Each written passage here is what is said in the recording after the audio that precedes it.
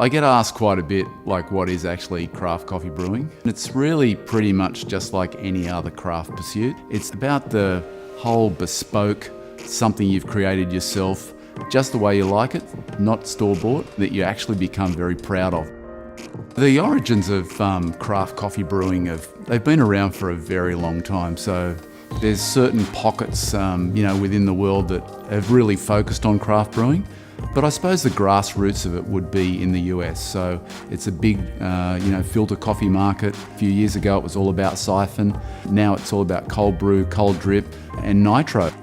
But I think the mainstay of the whole scene is probably pour over. So using a Hario V60 or a Kalita Wave or some other form of manual dripper. It's very simple, and you're able to brew a coffee that showcases the actual beans that have been used, the processing methods, and the roasting as well. When you look at craft coffee brewing, you get to taste everything about the coffee. You can taste all about the terroir, all about the way it's roasted, all about the way it's processed, and then ultimately the way the barista brews the coffees. I think you find that most people who are brewing craft coffee at home, they're always sort of striving to replicate what they've experienced outside. It's not as seamless experience as they would like, and that's because they just don't understand the nuances of it. So it's just not going out and buying $40 a pound geisha and expecting to get great tasting coffee at home. There is a little bit of complexity to it. There's about, I think, half a dozen brewers that currently have the SCA certification for home brewers. Most of the current crop of drip filter coffee makers on the market today they're flawed because they don't allow you to adjust temperature.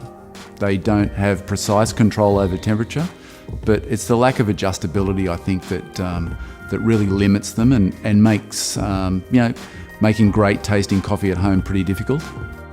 When you start a project, you really immerse yourself and you take a deep dive into the category, and you do it from, I suppose, a food perspective, from a consumer perspective, and from a commercial techniques perspective. So you get an understanding of all of the drivers in those particular areas. Now, for us, we want great tasting coffee. That's the objective.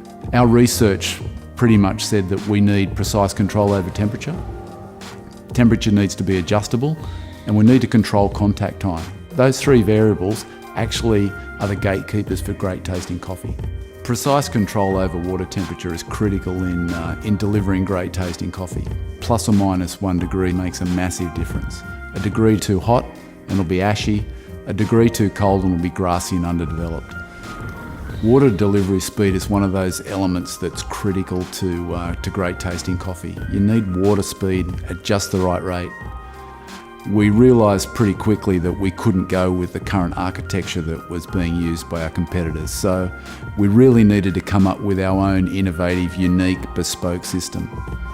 And we ended up with a system that was very similar to something that we know very well, and that's a thermocoil, PID temperature controlled, and coupled to a pump. The same system that we'd use in most of our espresso machines. One of the specifications that formed part of the product brief was we wanted 12 cup capacity. Most of the brewers that are on the market either have 8 or 10. The other thing that we wanted to do was make sure that when you brewed a smaller volume of coffee that you would get good taste. This is one of the things where other brewers struggle. We have a patent pending steep and release valve, which allows us to hold the coffee and the water together automatically when you're making smaller volumes, so that you don't get coffee that's really watery and underdeveloped. You get coffee that's approaching the same flavour profile as when you brew 8, 10 or 12 cups. Most of the brewers on the market are sort of one-dimensional in their approach, because when they were designed, they were really only had a single purpose, and that was just to brew drip filter coffee. The other styles of coffee that are out there at the moment really weren't as prevalent when those brewers were designed.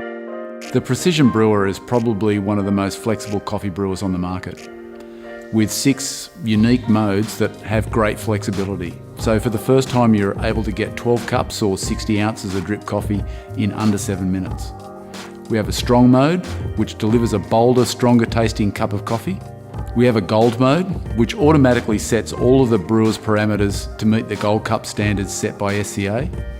We have an over ice mode, which delivers a stronger tasting coffee so that you don't get the dilution of the ice watering down the coffee taste. And we have an automatic cold brew mode. We have My Brew. This allows you to adjust all the variables: bloom time, water temperature, and water delivery speed. We also have a unique pour over mode. This allows you to use your own Hario V60 or Kalita Wave dripper. Our goal is always to deliver something that's going to benefit the consumer. I think the Precision Brewer is going to be a groundbreaking piece of drip filter coffee equipment. It allows the consumer at home to deliver a huge number of different types of craft coffee, and all of them automatically. You can get the same taste time after time. And you can adjust those critical variables that you can't adjust now on the market. It's precision, it's flexibility. I think it's going to change the market, and that's why everyone is excited about this product.